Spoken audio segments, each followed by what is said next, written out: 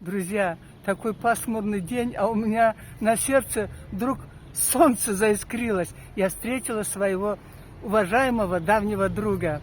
Салам алейкум, давай руку. Алейкум ассалам. Ага. Джаным Кёзим, вы говорили, ты говорил, на ты надо по-карачаевски. Ты говорил, что мне по Эльбрус расскажешь при повторной встрече. Вот мы нечаянно встретились, давай рассказывай. Все, что знаешь об Эльбрус-горе. Ну, о горе Эльбрус, которая у нас называется Миннитал. К сожалению, не все знают перевода этого слова. У каждого своя интерпретация.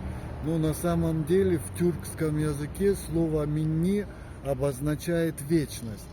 В переводе на тюркский язык Миннитал – это вечная гора. Вот теперь, из того, что я сам, слава Аллаху, восходил на Эльбрус. В каком году? В 2006 году. Ого. И, значит, высота нашей, я говорю, наша, на вершину, которая находится со стороны Карачая, это западная вершина высотой 5642 метра. Она кажется выше, да, чем другая? Она на 21 метр выше, чем На восточная 21. вершина. Ага. Вот. И что из того, что я знаю, из того, что я читал, слышал и от восходителей, и от ученых, с которыми Общаться доводилось придется, встречаться. И от взрослых, Да, старших. то, что я слышал, во-первых, что Эльбрус это вершина, у которой есть гора, вулкан, у которого есть шапка из снега и льда. Из снега и льда почему? Потому что кроме снега, белой этой снежной шапки, там есть очень много ледяных озер глубиной до 300 метров, состоящие из чистого льда. Вот. Теперь под шапкой, кое-где в местах, где наиболее согрелась почва под шапкой, там образованы озера, которые находятся в критическом состоянии всегда. Воды, которые стекают в эти озера под шапкой от таяния шапки этой, они образуют озера. И вот, естественно, большая опасность есть в том, что если вдруг просядет какая-то глыба от шапки и попадет в это озеро, то образуется волна. Из этого озера, значит, вода попадает в ниже стоящее озеро. И вот образуется уже поток. И этот поток для нас, в частности для Карачая, чем опасен? Тем, что мы живем в русле основной артерии, исходящей из Эльбруса. Всего есть 3 реки, которые текут непосредственно из-под Эльбруса. Это Баксан, это Малка, и основная артерия это река Кубань, Кобан, вот.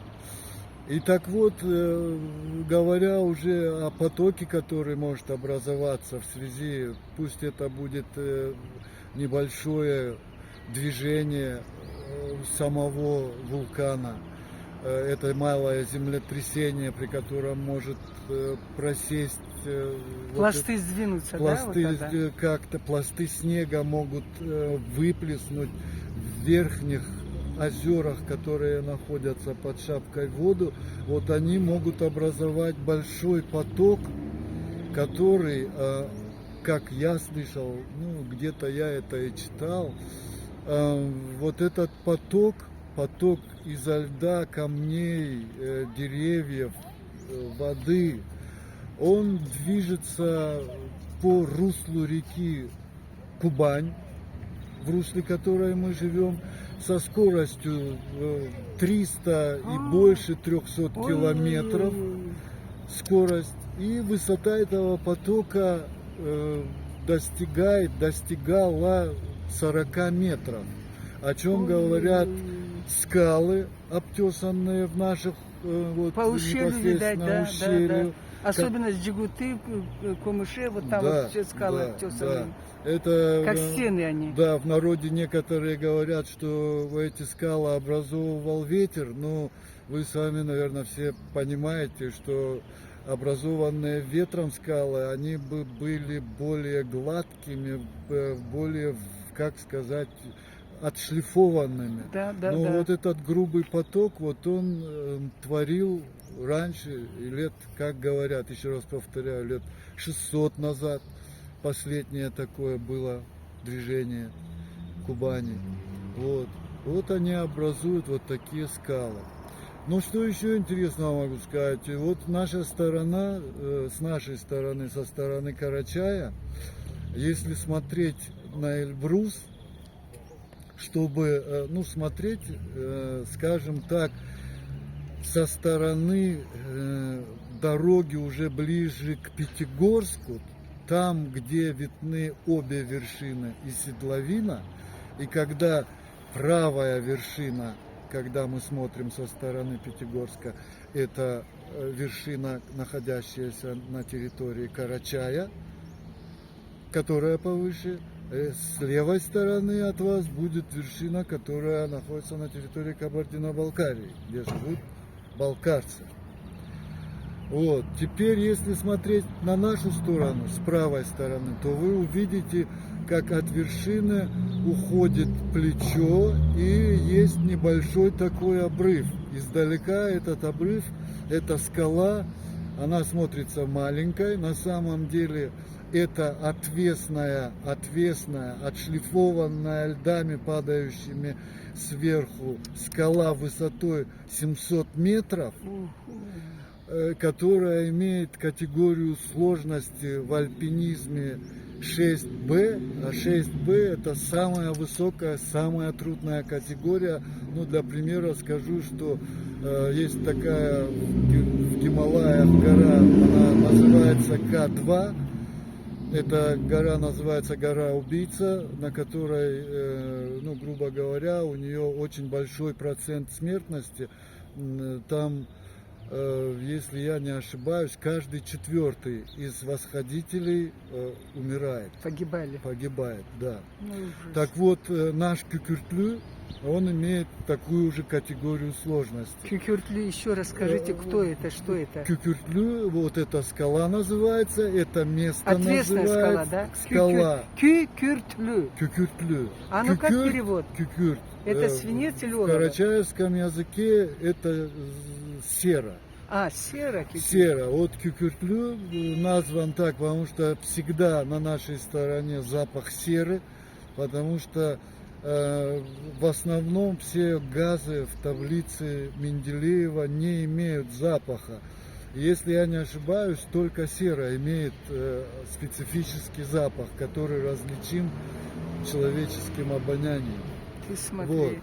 И вот на стороне Карачая, со стороны вот этой скалы, с местности этой скалы, которая называется Кюкюртлю, без остановки потихоньку выходят газы. Газы, вся таблица системы Менделеева, все газы таблицы.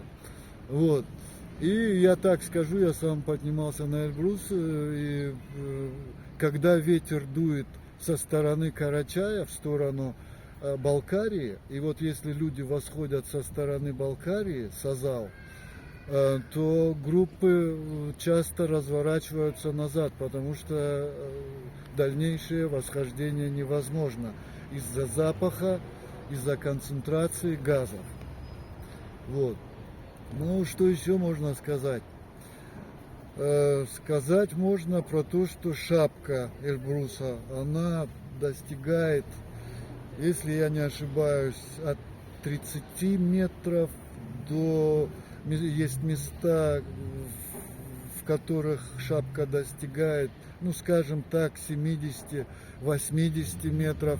Но я слышал, что эта цифра больше. Там есть места, где шапка, толщина шапки и 130, и 150 метров. Вот. Теперь эта шапка движется постоянно. В сутки шапка сползает 2 сантиметра в сутки. Она Как сползает? сползает вниз, потому что Ниже становится, да? сверху, Или нет? сверху постоянно идет снег. Вот когда Она леденеет? Да, когда мы видим, что погода над Эльбрусом портится, в этот момент на самом Эльбрусе идет снег в основном. И вот снег сверху, значит, идет, шапка толщается, она потихоньку Садится. сползает, да. И вот в местах, ну, например, около этой скалы, которую я говорил, называется Кюкютлю, вот для альпинистов самым считается опасным. Есть такие альпинисты, которые очень любят адреналин, а они все любят адреналин, которые специально ждут, когда над Кюкютлю вот сползает эта шапка, и когда над этой скалой она выдвигается на несколько метров, эта шапка толщиной несколько десятков метров.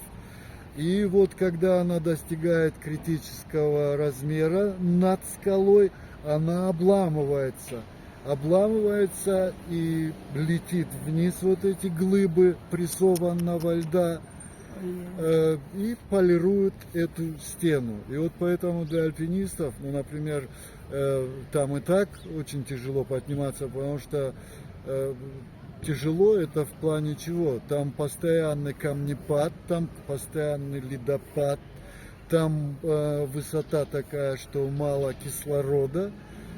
И плюс к тому, как я говорю, есть альпинисты, которые ждут для адреналина специально вот того момента, вот теперь вот должна вот этот козырек должен сломаться.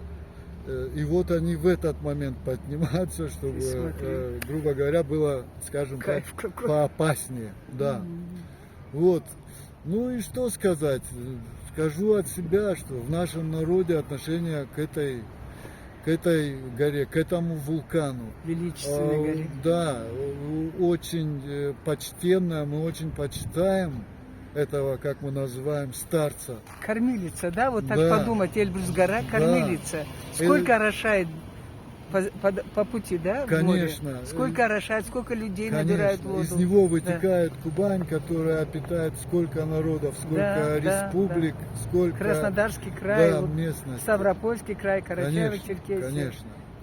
Вот, и я что хочу сказать, что так как эта гора называется, как я сказал, Миннитау, Вечная гора, а в народе у нас говорят, пока снега на Эльбрусе белеют, пока он стоит, дай Аллах, чтобы и карачаевский, и балкарский народ, и другие народы, которые живут под Эльбрусом, жили, процветали, не знали горя, и над нами, чтобы всегда было синее мирное небо.